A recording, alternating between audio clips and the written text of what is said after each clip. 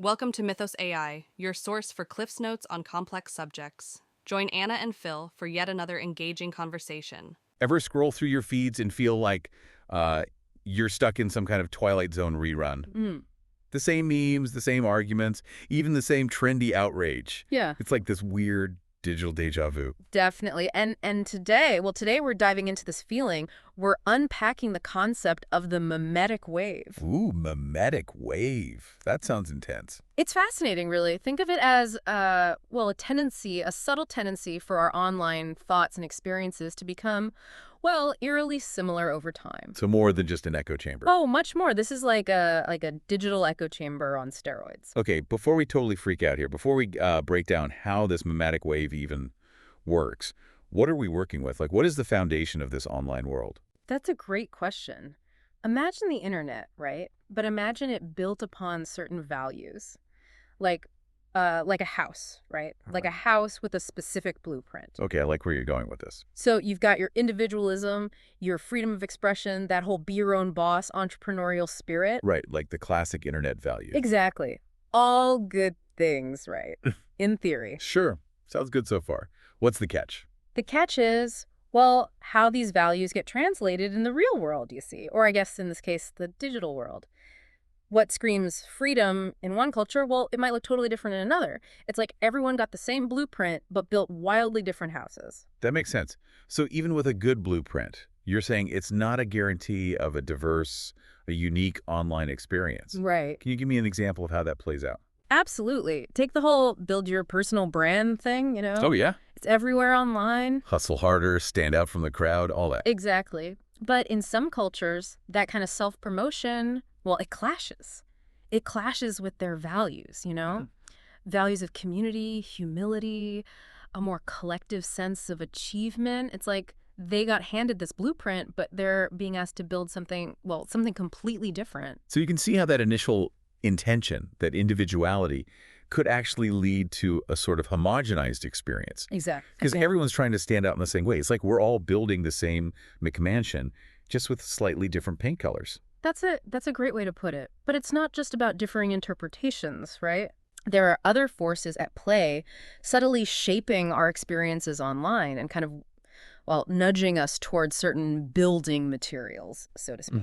Yeah, it's starting to feel less like building our own houses and more like, we've all moved into the same, like, prefabricated condo complex, with just slightly different, like, throw pillows or something. Yeah, that's a pretty good analogy. And like any well-designed condo complex, the internet has its own set of systems, right? Yeah. Shaping our experience in ways that, ways that we don't even really see. You're talking about algorithms.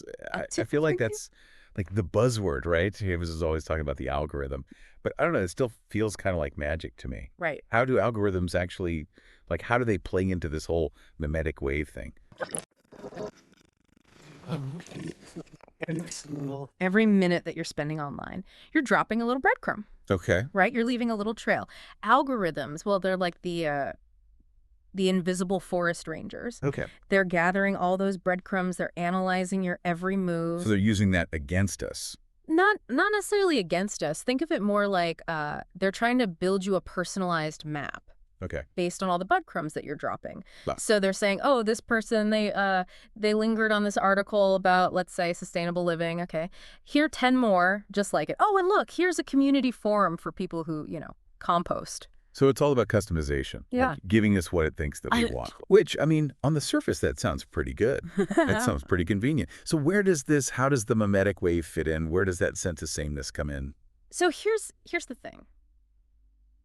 These algorithms, they're great at giving us more of what we already like. Okay. But they're not always the best at figuring out what we need. Okay. Right? It's like only eating your favorite food, like, every single day. Right. Yeah, I mean, you love it. You love pizza. But eventually, your body's going to start craving a more balanced diet. So you're saying, like, we need a more balanced information diet. Yes, exactly. I like that. I can already see how, like, getting stuck in that loop, Yeah. of similar content, how that could really limit our perspectives. Exactly. Our brains, they thrive on novelty, on new things, on being presented with different viewpoints, different ideas, having our our own assumptions challenged a little bit. That's where the real growth is. That's where the understanding happens, those moments of friction, those, wait, I've never thought about it that way before, moments. It's like the algorithm is trying to be a good host, like constantly refilling your plate with your favorite dish. Right. But they're forgetting to offer you the rest of the menu. Yes, exactly. That's it. So you might be full, but are you satisfied? Exactly. And that's the thing about these echo chambers, these algorithms.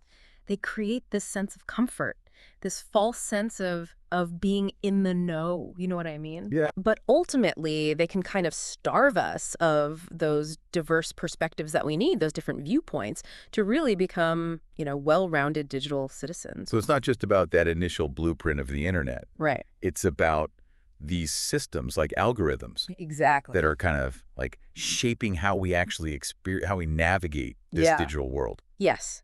And there's another layer to this memetic wave thing that we haven't even touched on yet. Okay. And that is the speed, the breakneck speed of trends online and how that influences what we do and how we behave. Like we're not just working with a blueprint, right? Right. It's more like this living, breathing thing, Yeah. this constantly evolving digital landscape. Yeah. Can feel a little, well, overwhelming, to be honest. I hear that. So before I spiral into some existential internet crisis, I think it's time to shift gears a little bit, right? Okay. Let's talk solutions. Like, can we even break free from this memetic wave? How do we become more conscious digital citizens when everything feels like, I don't know, increasingly similar? It's definitely possible. And awareness is that's really the first step. Just realizing that this is happening. Right. Recognizing that this memetic wave exists, that it's shaping our experience. That's huge. Okay, awareness. Step one. What's next? How do we actually,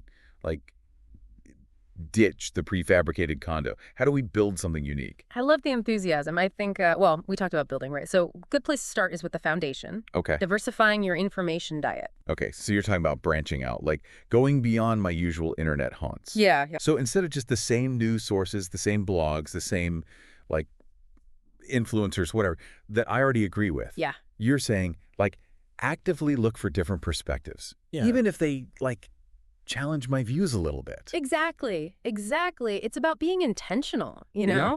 about what you're consuming online. It's about challenging yourself to engage with those different viewpoints, those things that might make you a little uncomfortable, might spark a little debate in your head. Think of it like, I don't know, like trying a new genre of music or tasting a cuisine you've never had before. Okay. You might discover some hidden gems, expand your palate a little bit. I think it's a good way to kind of gain a deeper appreciation for the complexities of the world, you know? Yeah. I like that. Expanding your digital palette. Yeah. So it's not about abandoning your taste. It's about adding some new flavors. Right? Exactly. Becoming more, more nuanced in your perspective. Yeah. Okay, so that's what we're taking in. What about the content we're putting out there? We talked about algorithms tracking everything, right? So it's not just about what we're consuming, but also what we are, contributing to this whole digital ecosystem. That is such a good point. You're absolutely right. Every share, every comment you make, it's like adding another brick to this digital world that we're all building together, Are we amplifying meaningful conversations? Are we adding to the noise? So before I hit that retweet button, it's probably a good idea to pause and say, okay, what am I contributing here? Exactly. Am I adding to the echo chamber? Or am I amplifying a diverse perspective? Exactly. Bringing that same thoughtfulness that you hopefully bring to your offline life. Right. Bring that online. Think of your online presence as an extension of your values and your desire to learn and to grow. Yeah. No, this is all really resonating. But I'm not going to lie, it feels like a lot, Right. How do we actually put this into practice? Are there any strategies, mental shortcuts that can help us navigate this digital landscape more consciously? Yeah, definitely. I think of it kind of like spring cleaning, but for your digital life. Okay. So just like you might, declutter your physical space, it's important to regularly audit your digital neighborhood. Digital neighborhood audit. I like that. I'm Yeah. into it. What does that look like? What am I doing? It's simpler than you might think. Okay. Just start by taking stock, Who are you following on social media? What pages have you liked? Where do you get your news? And just, ask yourself, Does this digital ecosystem, does it reflect a diversity of viewpoints? Or have I, maybe accidentally built myself an echo chamber here, surrounded myself with only the people who think exactly like I do? Which, I mean, it's so easy to do that, right? Yeah. It's almost like a self-fulfilling prophecy, isn't it? Like, Yeah. the algorithm shows you what it thinks that you want to see, and then, well, we keep, like, reinforcing that by clicking, and we create this loop. It's true. It's true. But the empowering part of that is that we can break free. We Okay. can break that cycle by consciously diversifying those feeds, by actually seeking out those alternative viewpoints, like we were just talking about, and just by being more aware, more mindful of the content that we're putting out there, the things that we're sharing. We can literally reshape that algorithm one click at a time. Like you said, we're not just passive consumers of this information. We are active architects of this digital world. That's a really empowering thought, and it really reinforces like, the importance of being intentional with our actions, Yeah. right? Because it's not just about escaping the Memetic wave for ourselves. Right. It's about creating a better, more interesting, more diverse online experience for everyone, right? Exactly. Okay, so as we wrap up our little deep dive here, any final words of wisdom on how we can like harness that power? How do we ride that Memetic wave, instead of getting like completely swept away by it? Remember, you have a voice. You have a choice, and you do have an influence. No matter how small you think it is, you have an influence on this digital landscape. Use it wisely. Audit that digital neighborhood. Be intentional about what you consume, and just, be a conscious creator, Never, never underestimate that ripple effect that your actions can have. You really do have the power to create a more vibrant, a more engaging digital world for everyone. Beautifully said. Well, on that empowering note, we're gonna leave you to ponder that thought.